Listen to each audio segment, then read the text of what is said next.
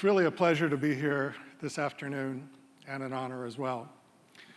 I recall having attended one of the early Earth Day events in 1975. It was the first year that the US government actually recognized Earth Day and went to a rally down on the National Mall, and I think there were maybe 2,000 people there.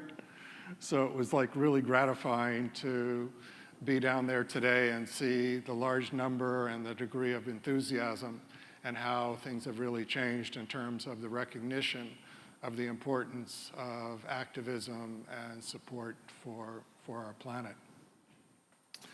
You know, they say that when life gives you lemons, you need to figure out how to make lemonade.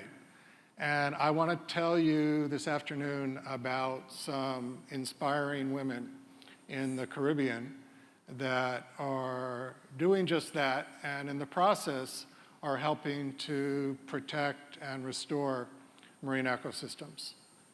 But before I do that, I want to ask you to use your imagination for a few minutes. Imagine that one day next week, an alien spacecraft lands on the National Mall, and out of it emerge 8 creatures that are unlike anything that anyone around here has seen before. They're gaudily colored with red and white stripes, and they have flowery appendages that can open like wings. And they're covered with spines that turn out to be venomous. And for some reason, local creatures don't recognize them as a threat. In fact, they don't recognize them at all. It's as if they've been zapped with an invisibility ray or something. But these turn out to be voracious and indiscriminate predators. They begin to eat everything in sight. First, they eat all the small insects, and then the birds and small mammals, and then fish and crustaceans. Nothing seems to be able to stop them. Local predators either don't recognize them or are deterred by the venomous spines. And they multiply rapidly. The 8 soon become 800, then 8,000, and then hundreds of thousands and millions as they spread up and down the East Coast, devastating local food webs as they go. Now, this sounds like something out of a science fiction movie, right? Well, believe it or not, this is a fair approximation of what's happening to native marine ecosystems in the Western Atlantic. 2 species of lionfish that are native to the Indo-Pacific have invaded the Western Atlantic. Scientists aren't completely sure how they got here, but the genetic testing has traced the invasion back to no more than 8 breeding pairs, suggesting that the most likely source is either intentional or accidental release of aquarium pets. But in any event, since first being sighted in Florida waters in the mid-1980s, they've now spread throughout the Western Atlantic, Caribbean, Gulf of Mexico, as far north as Rhode Island during the summer months, overwintering as far north as the Carolinas and as far south as Brazil. And they're really having a strong negative impact on local marine ecosystems. They're indiscriminate predators. They are known to prey on as many as 100 species of fish and crustaceans. They're found in densities more than 10 times that of their native range here in the Western Atlantic.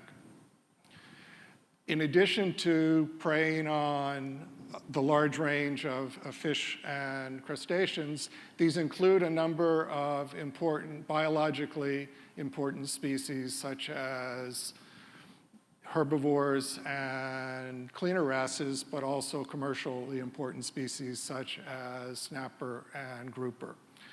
There's a general recognition among marine scientists and conservationists that at this point, it's impossible to eradicate them.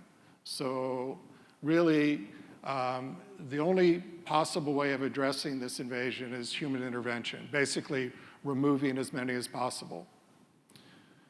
The good news is that there's increasing evidence that if the populations can be kept in check, native populations of fish begin to recover fairly quickly.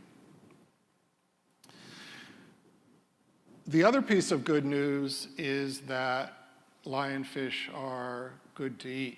In fact, they're delicious. That being the case, there's a growing consensus that the best way to undertake the removals that are needed on a regular basis is by developing a commercial lionfish fishery and promoting lionfish as a seafood item. The bad news is that they can't be easily harvested using standard large-scale fishing gear, such as lines and nets. They have to be hand-speared or hand-netted, which is both labor-intensive and expensive. So the challenge is how to create incentives for the regular removals that are needed. And this is where the lemonade comes in. But before I talk about that, let me just say quickly a few words about myself. As was noted, in my day job, I'm a knowledge management specialist at the World Bank. But I've also had a lifelong interest and passion for our oceans and do advocacy and research work on a volunteer basis on marine ecosystem conservation. About 4 years ago, I was volunteering on a coral reef ecosystem project in Belize. And I learned about the problem of invasive lionfish and the challenge involved in incentivizing their removals. And one day we were dissecting lionfish to examine their stomach content. And I was looking at the cleaning board, which was covered with lionfish carcasses, fish guts, fish spines, semi-digested prey, and I was staring and staring at these things saying, what the heck could you do with these things? And somehow, after staring at them, it occurred to me that the fins looked like butterfly wings, and the spines looked like porcupine quills, and somehow the image of the beautiful jewelry that Native American women make from porcupine quills popped into my head. Aha, a way to make lemonade out of those lionfish lemons. So I dried a few fins and spines, and I brought them to some artists in the mainland, along with some pictures of porcupine quill jewelry, and said, look, think you can do something similar? They said, yeah, let's give it a go. Well, to make a long story short, after a lot of experimentation and innovation, there are now, and working with a number of NGOs, notably Blue Ventures, there are now groups of women in Belize, in the Bahamas, in the Grenadines, in Grenada, as well as individual artists elsewhere across the Caribbean who are making beautiful jewelry out of the fins and spines and even the operculum of lionfish. And as this market has begun to develop, the women are buying these previously discarded parts of the fish from fishermen.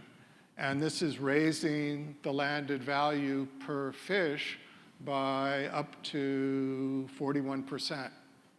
But in addition to raising landed value of the fish, it's also creating income and empowerment opportunities for women and helping to offset some of the income loss resulting from reduction in catch of local species who are being preyed on by the lionfish.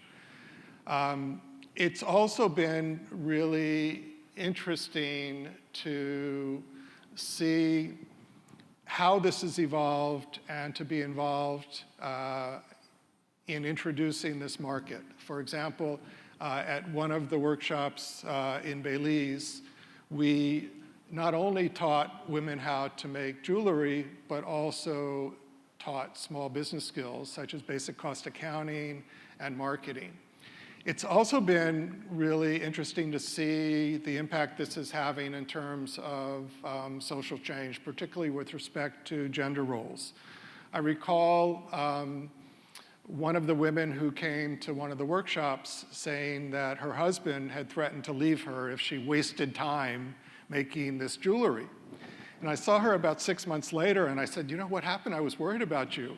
And she said, you know, when I went home, my husband, he was angry, but he got over it. And when he went out fishing, he even gave me a few fins from the lionfish. But then he saw the $100 that I made from the jewelry that I sold. And now when he goes out fishing, he says, how many fins do you want this time? So I think this just goes to show that it is sometimes possible when life gives you lemons to make lemonade and to even help to restore ecosystems in the process. Thank you for your attention.